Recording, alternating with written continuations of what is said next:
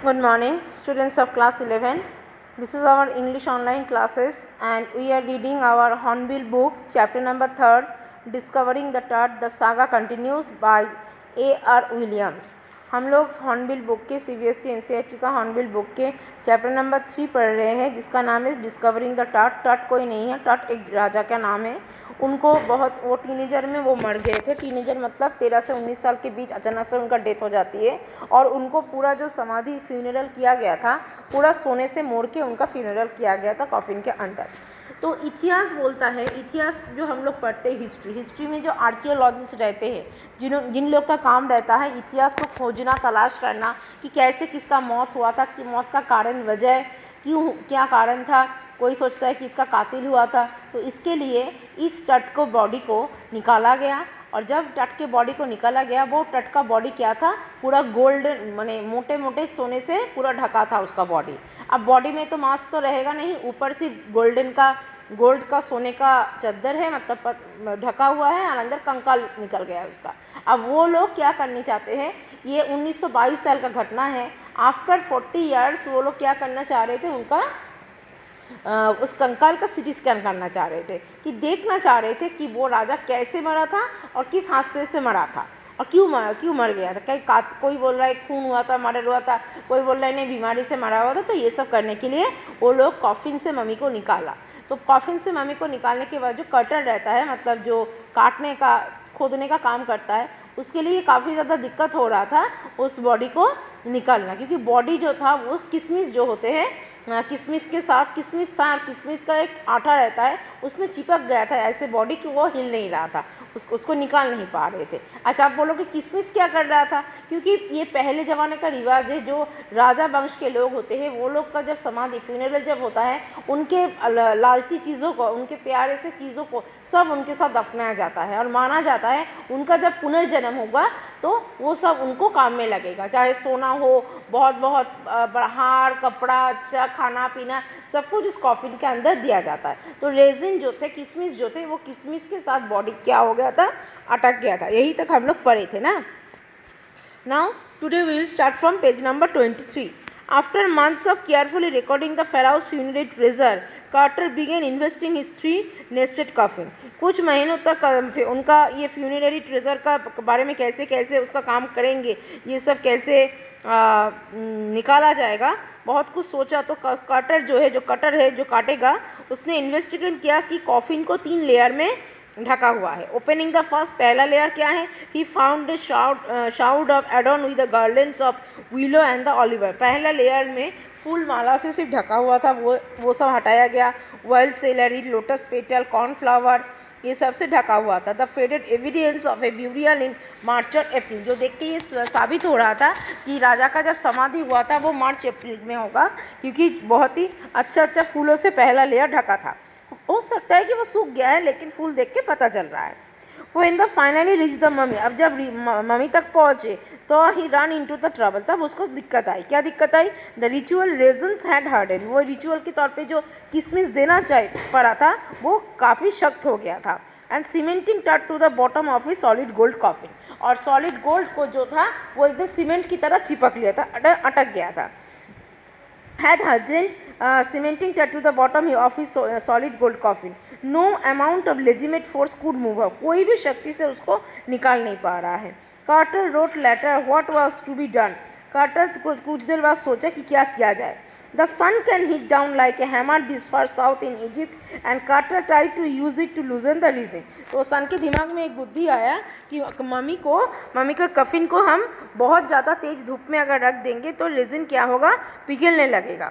For several hours, now page number 45, for several hours he set the mummy outside in the blazing sunshine, कुछ देर तक mummy को धूप में रखा गया। That heated it to 149 degrees, कम से कम 150 डिग्री सन के हीट में उसको रखा गया, फ़ारेनहाइट डिग्री में उसको रखा गया, ताकि वो रेजिन जो है, किशमिश का जो भाव है, वो सब सख्त जो हो गया, हार्डनेस जो हो गया, वो पिघल जाए। Nothing budged, he reported with the scientific detachment that the consolidated material had to be chilched away from the beneath the limbs and trunk before it was possible to raise the king's rim। मुझे बोल रहा है कि इतना resin दिया गया था कि ये अगर मैं ऐसे नहीं करता तो ये मम्मी को निकलना नामुमकिन था।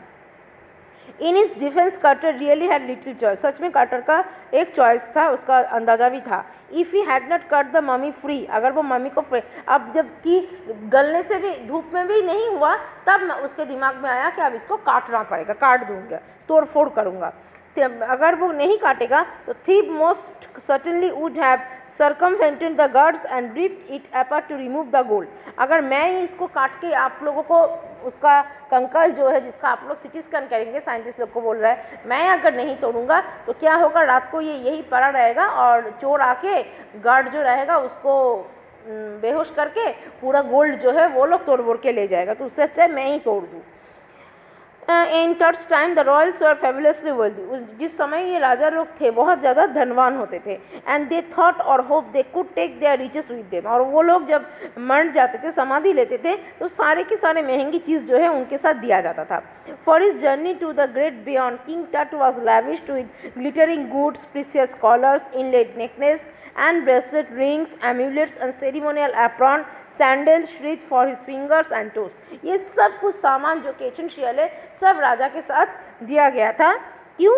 And now iconic inner coffin and marks, और एक अच्छा सा कॉफिन और मार्क्स भी दिया जाता है, इसीलिए ऑल ऑफ प्योर गोल्ड, सब कुछ जो कि शुद्ध सोने से बना हुआ रहेगा। To separate Tut from his adornments, लेकिन अब क्या करना पड़ा, टट को तोड़ना पड़ा। Cutters man remove the mummy's head, cutter ने पहले मम्मीज के हेड को निकाला, तोड़ा, and severed nearly every major joint, और जो कि सख्त ज़्यादा जॉइंट जो जगह काफ़ी हार्ड हो गया था वो सब जगह को तोड़ा। वंस दे हैड फिनिश्ड, जब वो फिनिश्ड हो गया, they reassembled the remains on a layer of the sand in a wooden box and padding that concealed of the damage the bed where Tut now rest. अब जब तोड़ने के बाद जो कंकल मिल गया, सोने वाला चीज़ निकाल लिया, और जो कंकल मिला है उसको क्या किया, दूसरे एक कॉफिन में डाल के उसको मिट्टी से और लकड़ी से उसको ढक दिया ताकि किसी को ज़्यादा पता ना चले। अब आर्कियोलॉजी किसे बोलते हैं, जो लोग इतिहास को खोद के तलाश करते हैं। Archaeology has change substantially in the intervening decades, focusing less on treasure and more on the fascinating details of the life and intrigue mysterious of death. Archaeologist लोगों का काम होता है रहस्य को ढूंढना और रहस्य का समाधान करना, यही है आज भी हो रहा है। It also uses more sophisticated tool, आज के ज़माने में तो बहुत सारे यंत्र से काम करते हैं, इंक्लूडिंग मेडिकल टेक्नोलॉजी को भी काम में लगाया जाता है। इन 1968, देखो 1922 साल का घटना, और ये कब हुआ, 1968, मतलब मान के चले लगभग 40 साल बाद ये सब खोजबोज तलाश शुरू हुआ। More than 40 years after Carter's discovery and anatomy professor x ray the mummy and revealed a startling fact, तब जाके जो प्रोफेसर लोग होते हैं, साइंटिस्ट लोग, उस ममी का कंकाल का क्या क्या एक्सरे किया और क्या क्या beneath the resin that cakes is, जो उसके चेस्ट में कुछ रीजन मतलब किसमिस जो चिपा हुआ था, his breast bone and font revision में से, तो देखा वहाँ पर उसका ब्रेस्ट का कुछ हड्डी और कुछ रिब्स मतलब हड्डी और कंकाल बीच से मिसिंग है, ब्रेस्ट में सीने से एक्सरे करने से पता चला। Today diagnostic imaging can be done with computer tomography और सीटी। आज के ज़माने में हम लोग बहुत ज़्यादा ये बात को बोलते हैं कि डॉक्टर ने सीटी स्कैन करने दिया है। This is the full form of CT scan, computer tomography is the full form of the CT scan. तो आज के ज़माने में तो कंप्यूटराइज सीटी स्कैन होता है। क्या होता है सीटी स्कैन में, मेरे शरीर में मेरे ऊपर का नहीं, हर हड्डी में कहाँ पे क्या डिफेक्ट है सब कुछ सीटी स्कैन के दौरान पता चल जाता है। By which hundreds of X-rays in cross section are put together like slices of bread to create a three-dimensional virtual body। लगा 100 एक्सरे करने से अच्छा है एक सीटी स्कैन कर लो, सारे मामले का सुलझाव हो जाएगा। What more would a CT scan reveal after than the X-ray? तो सीटी स्कैन करने पे क्या अलग मिला एक्सरे से? And could it answer two of the biggest questions still lingering about it? अब वो दो सवाल सबसे ज़्यादा साइंटिस्ट और आर्कियोलॉजिस्ट के दिमाग में घूम रहा था, वो है हाउ डिड ही डाई, कैसे वो राजा मरा था, and how old was he at the times of his death, और कितने उम्र में वो मरे थे, मरने टाइम उनका उम्र कितना था। King Tut's demise was a big event. King Tut बहुत ही बड़े घर के थे, इवन बाय रॉयल स्टैंडर्ड बहुत राजकीय परिवार से थे। He was the last of his family line, वो उनके परिवार के आखिरी चिराग थे। And his funeral was death rattle of the dynasty, और उनके मौत के साथ साथ उनका जो साम्राज्य था वो भी विनाश हो गया, मतलब नष्ट हो गया। But the particular of his passing away is aftermath are unclear, लेकिन उनकी मौत का असली का वजह अभी तक क्या है, अनक्लियर है। Amenhotep III, टट्स फादर और ग्रैंडफादर, हो सकता है टट के पापा या फिर दादाजी होंगे, was a powerful pharaoh who ruled for the almost 4 decades at the height of the 18th dynasty golden age, जिन्होंने भी लगभग 3000 साल पहले थे, मतलब 4 शतक वो लोग भी शासन किए थे। 4 डिकेड्स मतलब हिसाब के तौर पे 3000 साल पहले 18th सेंचुरी के टाइम बहुत अच्छे से वो लोग साम्राज्य चलाए थे। His son Amenhotep IV succeeded him and initiated one of the strangest period in the history of ancient Egypt, और यही लोग के समय में इजिप्ट का जो इतिहास था सबसे ज़्यादा आगे बढ़ा था। ये लोग इतने राजकीय थे, इतने धनवान थे और इतने शक्तिशाली थे कि यही लोग इजिप्ट में बहुत ज़्यादा इतिहास बनाया था। So student, that is for today. Tomorrow we will come back with the next part, and if you people not read this passage at your home, I request you to please read the passage at your home. Every line, every meaning has to be very important. So if you feel any doubts or queries, please inform me. Have a nice day and goodbye.